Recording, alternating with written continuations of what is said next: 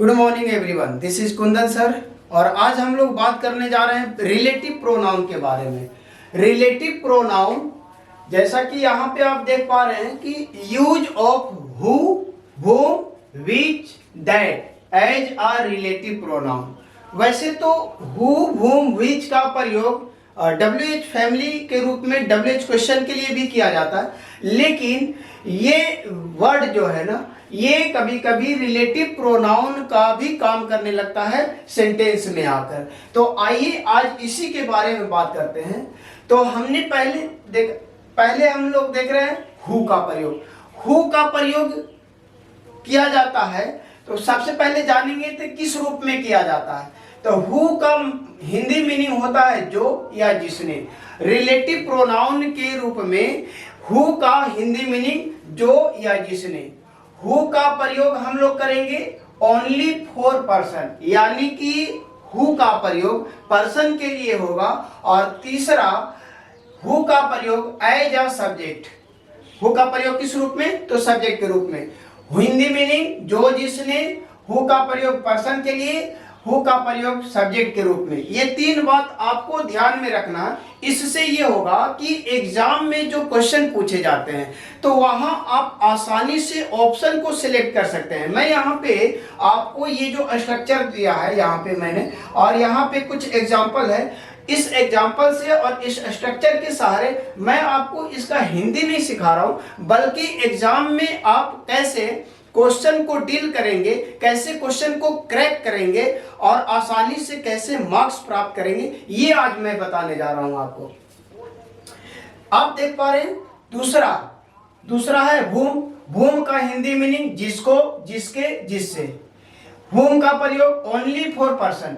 whom का प्रयोग भी पर्सन के लिए ही होगा, हु के तरह। जैसे कि हु का प्रयोग पर्सन के लिए, whom का प्रयोग भी पर्सन के लिए। लेकिन दोनों में अंतर क्या है कि हु का प्रयोग सब्जेक्ट के रूप में और whom का प्रयोग ऑब्जेक्ट के रूप में। तो इस तरह से मैंने यहाँ पे ये चारों रिलेटिव प्रोनाउन को कवर करने का कोशिश किया है एक ही जगह पे, ताकि आप अलग अलग पढ़ने पर कंफ्यूजन बन जाता था। तो मैंने यहाँ पे सबका, हु का भी कॉन्सेप्ट, whom का भी कॉन्सेप्ट और which का और that का, ये सब का कॉन्सेप्ट एक जगह पे लिख के मैंने इसको कवर करने का कोशिश किया है। तो आइए समझते हैं। तो आपने whom देखा, आगे है which। which का हिंदी मीनिंग होता है जो, जिसने, जिसको, जिससे इत्यादि। ये सब which का हिंदी मीनिंग है। which का प्रयोग हम किस केस में करेंगे? तो अदर देन पर्सन, यानी कि ये पर्सन की बात नहीं करेगा, पर्सन को छोड़कर थिंग की बात करेगा, ये और कुछ भी बात करेगा, एक्टिविटी की बात करेगा, पर्सन की बात नहीं करेगा। आगे है कि which का प्रयोग एज अ सब्जेक्ट और ऑब्जेक्ट। which का प्रयोग सब्जेक्ट के रूप में भी कर सकते हैं और ऑब्जेक्ट के रूप में। कंपेयर करते जाइए। हु का प्रयोग पर्सन के लिए और whom का प्रयोग भी पर्सन के लिए, which का प्रयोग अदर देन पर्सन के लिए। ये तीनों में क्या डिफरेंस कि ये हु और whom पर्सन के लिए और which अदर देन पर्सन के लिए। हु का प्रयोग सब्जेक्ट के रूप में और whom का प्रयोग ऑब्जेक्ट के रूप में, और which का प्रयोग सब्जेक्ट के रूप में भी और ऑब्जेक्ट के रूप में भी। ये whom का प्रयोग दोनों रूप में किया जाएगा। अगला है that। that का प्रयोग, that का हिंदी मीनिंग होगा जो, जिसने, जिसको, जिससे। दैट फॉर पर्सन और अदर देन पर्सन। दैट का प्रयोग पर्सन के लिए भी होगा और अदर देन पर्सन, यानी कि पर्सन को छोड़कर भी होगा। उसके बाद दैट का प्रयोग सब्जेक्ट के रूप में भी किया जाएगा और ऑब्जेक्ट के रूप में भी किया जाएगा। दैट का प्रयोग सब्जेक्ट के रूप में और ऑब्जेक्ट के रूप में, ये दोनों रूपों में प्रयोग किया जाएगा। आगे है कि दैट का प्रयोग और कहाँ कर सकते हैं। तो दैट का प्रयोग हम लोग करेंगे triple N, triple S, double A, double E, F L O के साथ हम लोग दैट का प्रयोग करेंगे। अब सवाल ये है कि ये triple N, triple S, double A, double E, flow, F L O क्या है?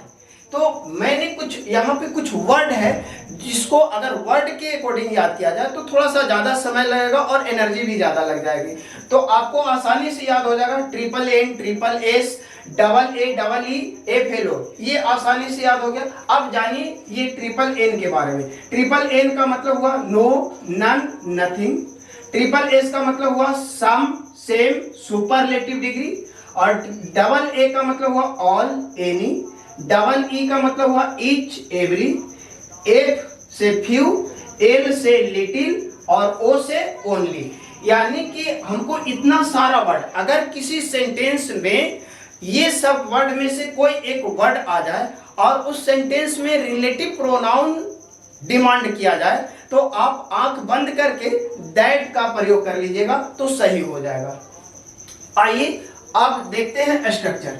स्ट्रक्चर कर रहा हु के लिए कि हु वाला जो स्ट्रक्चर होगा उसमें सबसे पहले नाउन प्रोनाउन, उसके बाद हु, उसके बाद auxiliary verb, main verb, other verb. इस तरह से पहला क्लाउज होगा। दूसरा क्लाउज में जो होगा ना वो होगा फॉर्मेशन एफएएस। एफएएस का मतलब फॉर्मेशन अकॉर्डिंग टू सेंटेंस, यानी कि यहाँ पे एक सेंटेंस ही होगा जो किसी भी स्ट्रक्चर पर आधारित होगा। यानी कि जिस तरह का ये सेंटेंस होगा उसी तरह का स्ट्रक्चर होगा। यानी कि कहने का मतलब कि प्रेजेंट टेंस का अगर सेंटेंस है तो प्रेजेंट टेंस वाला स्ट्रक्चर होगा, अगर पास्ट टेंस का सेंटेंस है तो पास्ट टेंस वाला स्ट्रक्चर होगा। उसके बाद लेकिन जो भी सेंटेंस होगा वो होगा विदाउट सब्जेक्ट, यानी कि इस क्लाउज वाला जो सेंटेंस होगा उसमें सब्जेक्ट देने की जरूरत नहीं है, डायरेक्ट हम वर्ब से काम करेंगे। अगला वूम वाला जो स्ट्रक्चर होगा उसमें noun pronoun, whom, subject, auxiliary verb, main verb, other verb. अब ध्यान दीजिए क्वेश्चन कैसे पूछता है। क्वेश्चन एग्जाम में पूछता है कि अगर सेंटेंस दे दिया तो यहाँ पे खाली स्थान कर देगा, ये वूम, विच, दैट के स्थान पे खाली स्थान कर देगा और आपसे डिमांड करेगा क्वेश्चन कि इन खाली स्थान में कौन सा ऑप्शन होना चाहिए रिलेटिव प्रोनाउन वाला। तो रिलेटिव प्रोनाउन में हु भी हो सकता है, वूम भी हो सकता है, विच भी हो सकता है और दैट भी हो सकता है। तो इसके लिए आपको जानना पड़ेगा ये कॉन्सेप्ट। जैसे कहने का मतलब कि अगर ये नाउन प्रोनाउन पर्सन का काम कर रहा है और यहाँ पे एक्सुलरी वर्ब आया है, ये पर्सन है, नाउन प्रोनाउन जो आएगा अगर वो पर्सन है और यहाँ पे एक्सुलरी वर्ब है तो इसका मतलब कि एक्सुलरी वर्ब को किसकी जरूरत है, सब्जेक्ट की जरूरत है। तो सब्जेक्ट के रूप में अगर हम वूम पुट कर लेंगे तो गलत हो जाएगा, क्योंकि वूम जो है वो ऑब्जेक्ट को रेफर करता है। तो हमको पुट किसको करना चाहिए, और अगर हम विच को सिलेक्ट करेंगे तो वो भी गलत हो जाएगा, क्योंकि यहाँ पे जो नाउन प्रोनाउन है वो पर्सन है और विच अदर देन पर्सन की बात कर रहा है। अगर हम दैट को सिलेक्ट करेंगे तो वो भी गलत हो जाएगा। क्यों? क्योंकि वो दैट जो है ये पर्सन की भी बात करता है तो अदर देन पर्सन की भी बात करता है। तो यहाँ पे आगे बढ़ते हैं। उसके बाद ये सब्जेक्ट के रूप में भी प्रयोग हो सकता है और ऑब्जेक्ट के रूप में भी प्रयोग हो सकता है। तो कहने का मतलब है कि यहाँ पे जो आपको नाउन प्रोनाउन आया है ये पर्सन के रूप में आया है और यहाँ पे एक्सुलरी वर्ब आया है। इसका मतलब कि इसको सब्जेक्ट की जरूरत है और सब्जेक्ट के रूप में आप प्रयोग करेंगे। अगर ओनली फॉर पर्सन, यहाँ पे पर्सन है तो सब्जेक्ट के रूप में हु का प्रयोग करेंगे। उसके बाद अगला noun pronoun, whom, subject, auxiliary verb, main verb, other verb. उसके बाद फॉर्मेशन अकॉर्डिंग टू सेंटेंस। ये मैंने फॉर्मेशन अकॉर्डिंग टू सेंटेंस को शॉर्ट फॉर्म में लिखा है। आप इसको याद रखने के लिए आप कॉपी में नोट भी कर सकते हैं। फॉर्मेशन अकॉर्डिंग टू सेंटेंस ये भी होगा विदाउट सब्जेक्ट, यानी कि रिलेटिव प्रोनाउन वाला जो सेंटेंस होगा उसका जो नेक्स्ट क्लाउज होगा वो बिना सब्जेक्ट के होगा, उसमें सब्जेक्ट नहीं होगा। आगे है विच का। विच में देख पा रहे हैं कि नाउन प्रोनाउन, विच, सब्जेक्ट, क्योंकि यहाँ पे ये जो नाउन प्रोनाउन है ये पर्सन भी हो सकता है, ये अदर देन पर्सन होना चाहिए। विच वाला में अदर देन पर्सन होना चाहिए और विच जो है वो सब्जेक्ट का भी काम करता है और ऑब्जेक्ट का भी काम कर सकता है। इट मींस कि यहाँ पे सब्जेक्ट हो भी सकता है और नहीं भी हो सकता है। अगर यहाँ सब्जेक्ट है तो ये विच ऑब्जेक्ट को रेफर करेगा और अगर यहाँ पे सब्जेक्ट नहीं है, डायरेक्ट एक्सुलरी वर्ब से सेंटेंस शुरू होगा तो ये जो विच है वो सब्जेक्ट को रेफर करेगा। बस इतना ही अंतर है। उसके बाद auxiliary verb, main verb, other verb. उसके बाद formation according to sentence without subject. अगला है दैट। नाउन प्रोनाउन और रिलेटिव प्रोनाउन के रूप में दैट। उसके बाद दैट भी जो है वो सब्जेक्ट का भी काम करता है और ऑब्जेक्ट का भी काम करता है। तो अगर यहाँ पे सब्जेक्ट होगा तो ये दैट ऑब्जेक्ट को रेफर करेगा और अगर यहाँ पे सब्जेक्ट नहीं है तो ये दैट सब्जेक्ट को रेफर करेगा। इसीलिए मैंने यहाँ पे ये सब्जेक्ट को कोष्ट में डाल दिया है कि सब्जेक्ट हो भी सकता है और नहीं भी हो सकता है। उसके बाद auxiliary verb, main verb, other verb. अगला क्लॉज होगा formation according to sentence without subject. अब हम लोग समझेंगे एग्जाम्पल से। एग्जाम्पल से समझेंगे कि यहाँ पे हमने खाली स्थान दिया है, सेंटेंस में खाली स्थान कर दिया है और आपको ये चार option who, whom, which, that, ये चार ऑप्शन लिया है। हु मान लिया कि एग्जाम में इस तरह के सेंटेंस आ गए और इस तरह के सेंटेंस आ गए, उसके बाद ये चार ऑप्शन है, हु है, whom है, which है, that है। अब चार ऑप्शन में से कौन सा ऑप्शन यहाँ पे आना चाहिए, देखिए कैसे आपको पता चलेगा।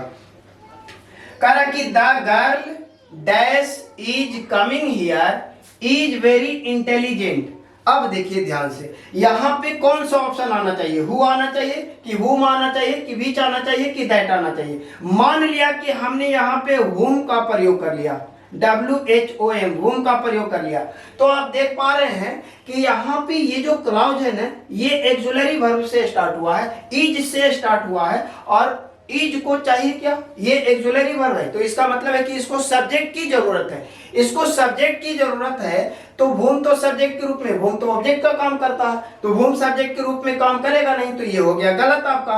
और दूसरी बात, अगर हम यहाँ पे which का प्रयोग कर लिए तो which, अगर हम whom के जगह पे which का प्रयोग कर लेंगे तो देखिए क्या गलती होगा।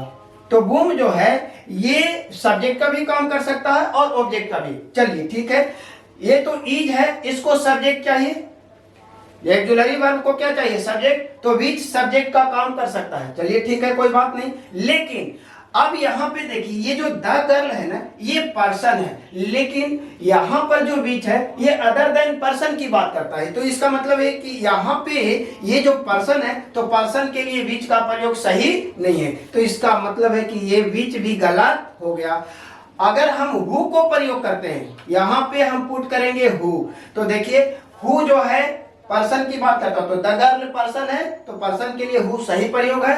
दूसरा बात, यहाँ पे ऑक्सिलरी वर्ब है, ऑक्सिलरी वर्ब को सब्जेक्ट चाहिए तो ऑक्सिलरी वर्ब को सब्जेक्ट चाहिए, तो हु सब्जेक्ट को रेफर करता है, तो ये बिल्कुल सही जवाब हो जाएगा। इसका मतलब हो गया कि पहला का answer who, the girl who is coming here is very intelligent. दूसरा क्वेश्चन है the student dash I was convincing. अब ध्यान दीजिए, ये जो द स्टूडेंट है ये पर्सन है, तो हमको कोई ऐसा रिलेटिव प्रोनाउन सिलेक्ट करना है जो पर्सन को डिनोट करता है, तो पर्सन को डिनोट करने वाला हु है और whom है, तो ये दोनों में से कोई एक तो सिलेक्ट करना है। अब देखिए यहाँ पे हु लाए कि whom लाए, ध्यान दीजिएगा, यहाँ पे सेंटेंस में आई आ गया है सब्जेक्ट के रूप में।